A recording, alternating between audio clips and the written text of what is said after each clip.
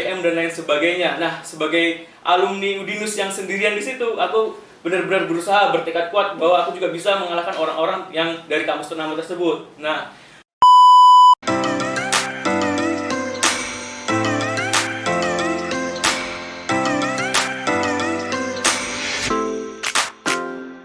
Assalamualaikum warahmatullahi wabarakatuh. Hai Sobat setia podcast Pendidikan HMTN Udinus. Balik lagi nih bareng aku Aulia dan partnerku Karen. Gak kerasa kita udah sampai di series 3 nih. Buat kalian yang belum dengerin series 1 sama series 2 bisa dengerin dulu ya.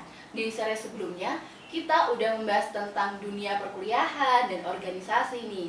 Nah, kali ini kita bakalan membahas seputar dunia kerja bersama tamu spesial kita hari ini yaitu Mas Ardi.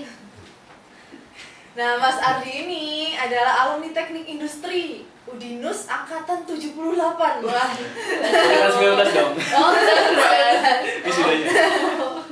Dan sekaligus alumni HMTI nih teman-teman. Terus hari ini kita bakal ngobrol-ngobrol bareng Mas Ardi tentang jenjang karirnya setelah menjadi alumni. Baik. Lebih lengkapnya langsung kita tanya ke Mas Ardi aja ya. Baik. Nah, pertama Mas Ardi boleh kenalan dulu nih. Oke, udah bisa nih. Ya. Kita mulai ya. Assalamualaikum warahmatullahi wabarakatuh.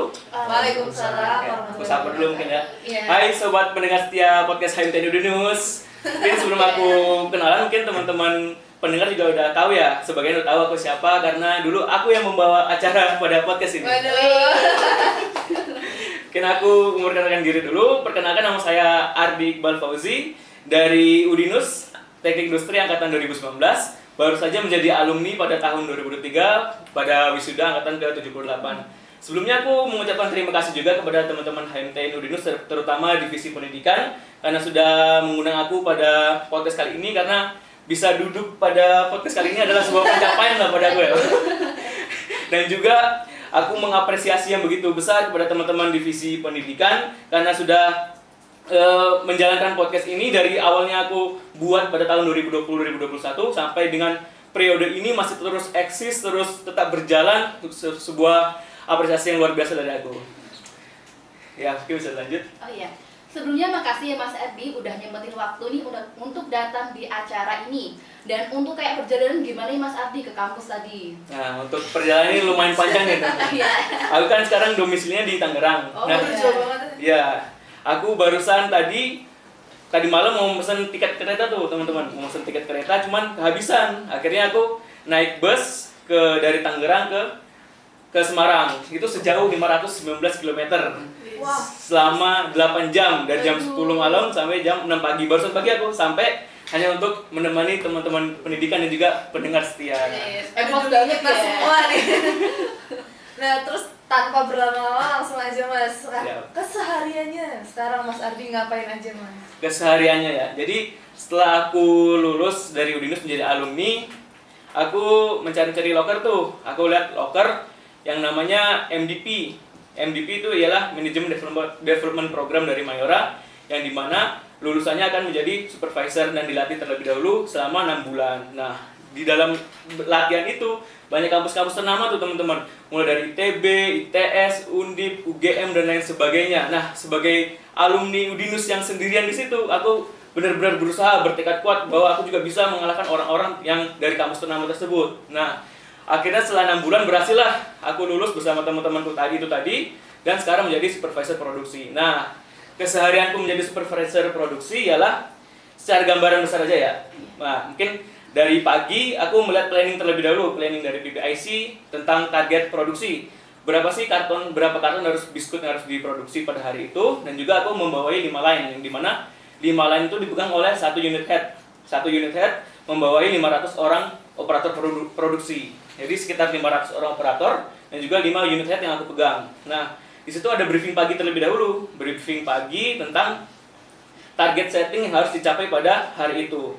Nah, setelah briefing pagi, serah terima shift dari shift 3. Nah, mulailah jalan proses produksi. Di situ karena aku menjadi supervisor produksi, aku yang mengawasi jalannya proses produksi. Jadi kalau di lapangan itu istilahnya aku jenderal lapangan. Jadi kalau ada semua kesalahan ataupun keteledoran dari bawahan-bawahanku, tetap aku yang tanggung jawab.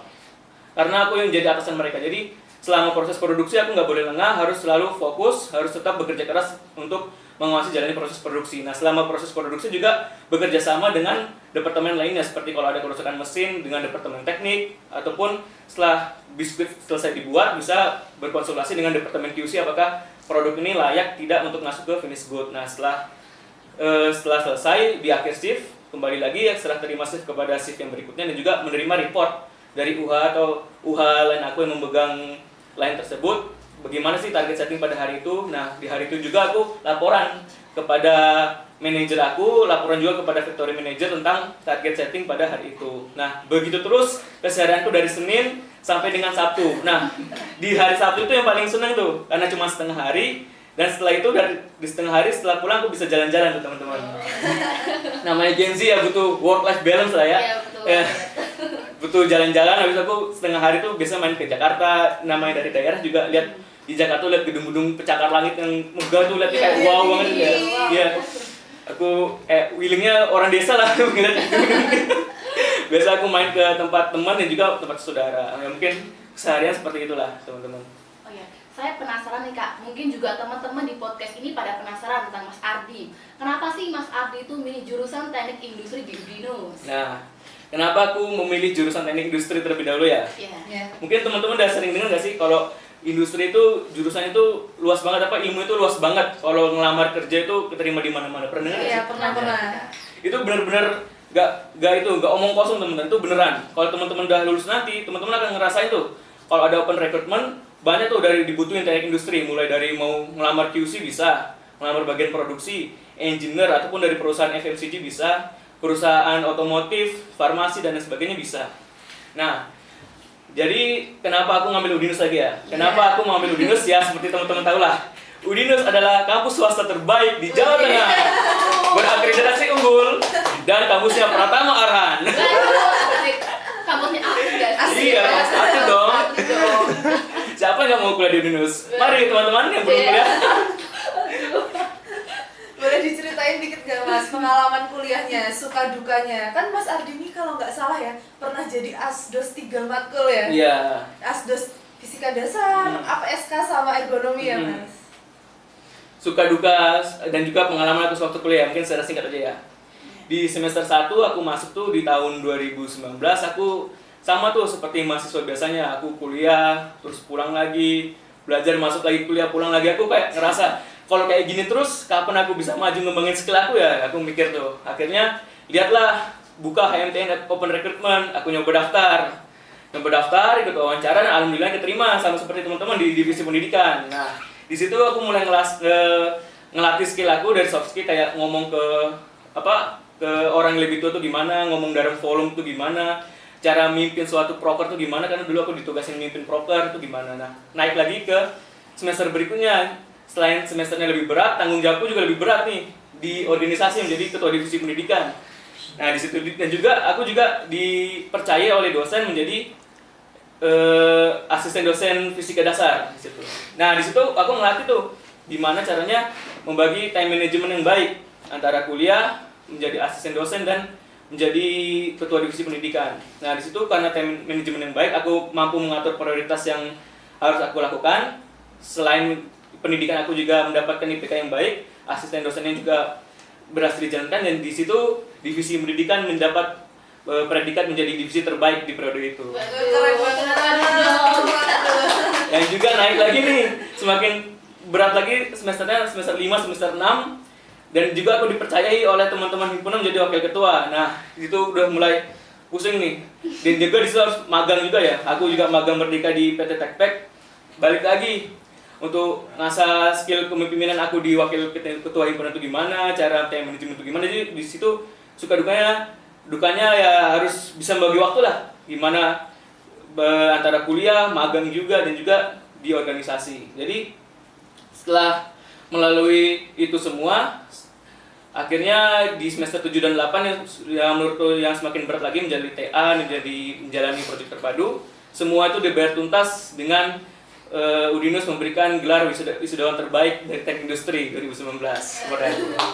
IPK-nya berapa nih Mas? IPK-nya nggak tinggi-tinggi amat sih, di 3,8. Waduh, keren banget. banget nih Mas.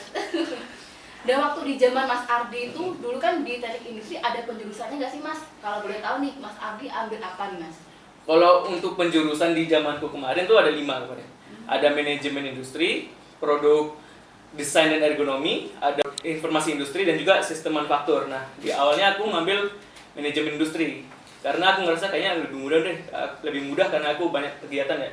Nah, seiring berjalannya waktu, ternyata aku TA-nya ngambil desain produk dan ergonomi karena di situ aku sempat menjadi asisten dosen di matkul tersebut selama 2 tahun. Nah, mungkin aku mau ngucapin terima kasih aja kepada Bu Pramudiasti, terima kasih ya Bu, karena Ibu penjurusannya manajemen industri mau membantu saya di TA yang tidak sesuai dengan lingkup Ibu. Terima kasih Bu. Kalau boleh tahu nih, aku penasaran banget sama perjalanan karir Mas Ardi setelah lulus. Mulus-mulus aja atau ada kendalanya nih sampai bisa jadi supervisor produksi di PT Mayora? Kalau dibilang mulus-mulus aja enggak ya teman-teman.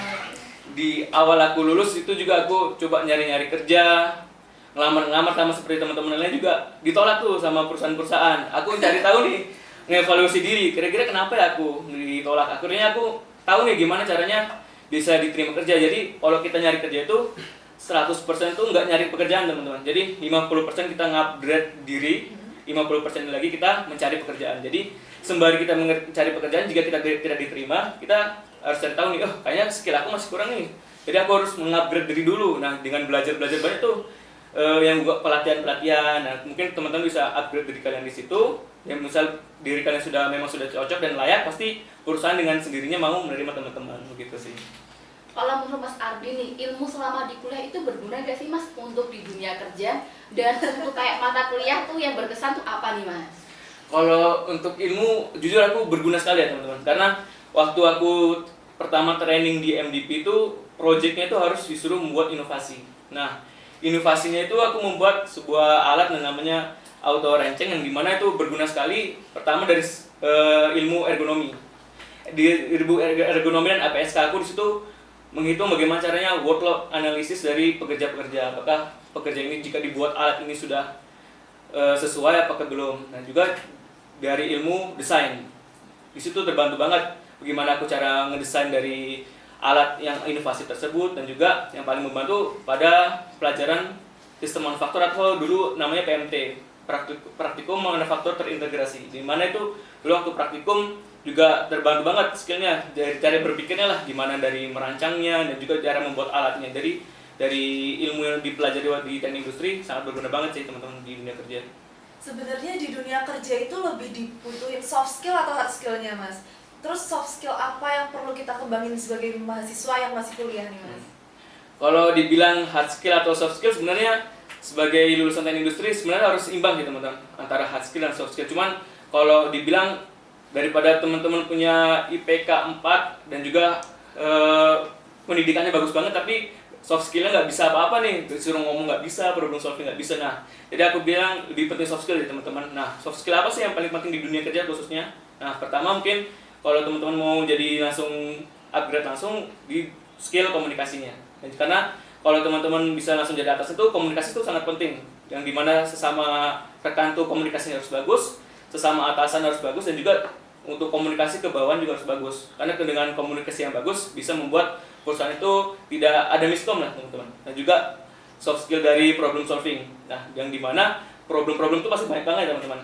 Yang dimana kalau teman-teman punya skill problem solving yang baik, mampu memecahkan analitikal yang baik, dan juga itu bisa membuat perusahaan juga lebih baik lah kalau teman-teman punya skill tersebut. Dan juga yang terakhir, kalau dari aku soft skill yang paling penting itu dari soft skill leadership sih teman-teman. Kalau memang teman-teman ini mau habis lulus mau langsung jadi kayak punya jabatan kepemimpinan gitu, nah kalau teman-teman nggak bisa ngatur tim, nggak bisa ngatur apa-apa, jadi HRD juga mikir-mikir nih, orang nggak bisa punya skill leader nih, aku jadiin bawahan aja nah gitu. Kalau memang teman-teman maunya langsung di atas jabatan, jadi pelajarilah skill leadership yang dimana itu bisa didapatkan di organisasi. Mungkin udah dibahas ya sama teman-teman, jika disuruh jadi ketua proker harus jalanin dengan baik, atau dikasih tugas-tugas atau disuruh mimpin rapat, bagaimana teman-teman bisa mengambil alih peran itu dengan baik, mungkin seperti itu.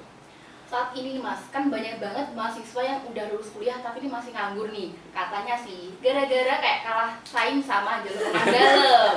Nah, kalau boleh tahu nih Mas, tips-tips dia bisa bekerja di perusahaan besar gimana nih Mas? Nah, itu orang dalam tuh kayaknya sekarang kayak masih jadi momok ya. Iya, iya benar. Mas. Teman-teman fresh graduate tuh. Menurutku tuh orang dalam tuh justru bukan momok teman-teman. Yang harus di upgrade tuh sebenarnya diri teman-teman sendiri, skill kalian teman sendiri, karena kalau orang dalam tuh sebenarnya harus sebagai referensi. Misal dia tuh punya karyawan lah, harus diberikan referensi kepada HRD kalau saya ini punya orang, tolong dimasukin dong. Nah, sudah sampai di tahap interview user dan juga ternyata skillnya orang ini biasa-biasa aja dibandingkan skill teman-teman di atasnya dia. Pasti skill teman-teman yang lebih dibutuhkan nih. Misal aku contohin nih, teman-teman sebagai HRD ya, ini ada orang A sama orang B. Orang A ini orang dalam, tapi dia tuh skillnya tuh kayak cuman yang dasar-dasar aja, kayak cuman Microsoft Office, cuman bisa Word, PPT, PowerPoint, dan juga dari segi soft skill dia juga kurang. Dibandingkan dengan B, dia bukan orang dalam, tapi skillnya mumpuni.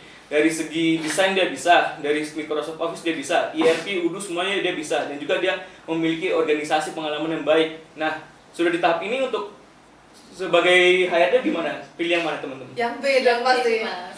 Nah itu dia, kenapa?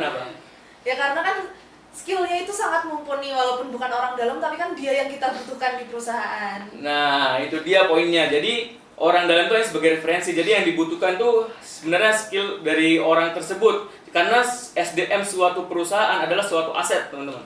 Kalau SDM-nya aja rendah di perusahaan tersebut, gimana perusahaan tersebut bisa maju? Nah, jadi jangan takut sama orang dalam, upgrade skill teman-teman. Jadi jangan takut, upgrade terus skill teman-teman. Jangan sampai kalian kayak menyerah gitu aja. Ada orang dalam nih gimana nih? Terus ngelamar-ngelamar lagi, ngeluh tiap hari. Jadi untuk bisa keterima di perusahaan-perusahaan besar, naikkan value dari teman-teman seperti itu.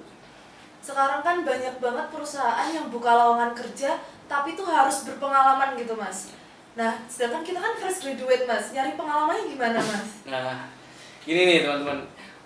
Juga jadi momok juga sih ini kayaknya dibuka lowongan kerja harus minimal 2 tahun, setahun gini. Sebenarnya pengalaman tuh gampang teman-teman dicari. Sekarang apalagi dengan sistem pemerintahan yang baru ya, dipimpin Nadiem Makarim.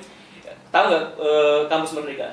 Iya, tahu. Nah, di situ juga ada program magang merdeka, pertukaran pelajar. Itu teman-teman tuh banyak banget bisa menggali potensi-potensi teman-teman di situ, dan juga di bagian BUMN juga membuka Magenta, magang generasi bertalenta. Di situ teman-teman bisa menggali potensi teman-teman. Jadi generasi Gen Z itu jangan aku nggak punya pengalaman nih, gimana nih, padahal kerjanya cuma makan, tidur, nongkrong, gimana bisa punya pengalaman lebih. Jadi dari effort tuh tumbuh dari teman-teman sendiri, mau maju apa tidak, karena sudah banyak disediakan fasilitas dari pemerintah, dari kampus juga banyak kan kerjasama dengan perusahaan-perusahaan. Nah itu digunakan dengan baik teman-teman, selagi teman-teman masih kuliah.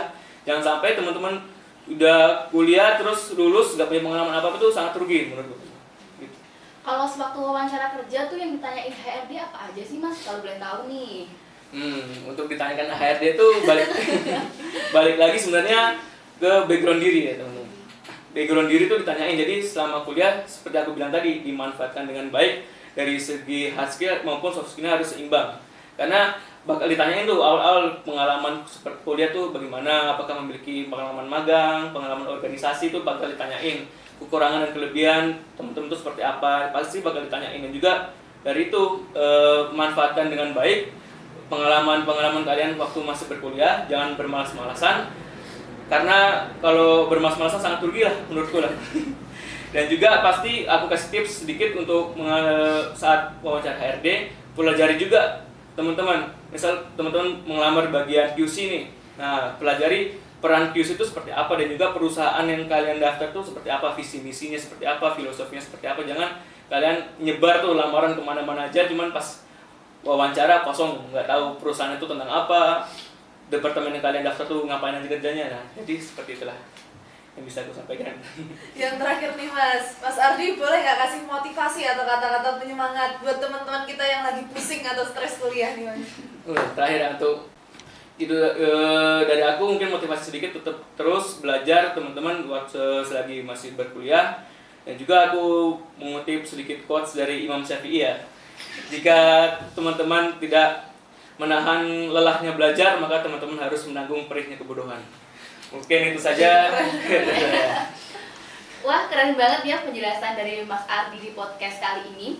Lengkap banget nih, mulai dari pengalaman kuliah, tips-tips di dunia kerja, sampai ngasih motivasi nih teman-teman. Oke, sekian dulu ya Sobat Setia pendengar podcast Pendidikan HMTIN. Gak terasa podcast kita di tahun ini tuh udah ada 3 series. Series pertama bareng dosen teknik industri, kedua bareng mahasiswa teknik industri, yang terakhir nih bareng alumni teknik industri. Dan sampai jumpa di podcast tahun depan. Dan tak lupa ucapkan terima kasih kepada Sobat Setia Podcast Pendidikan HMTIN yang udah dengerin sampai series 3 nih. Sekian terima kasih. Wassalamualaikum warahmatullahi wabarakatuh. Bye.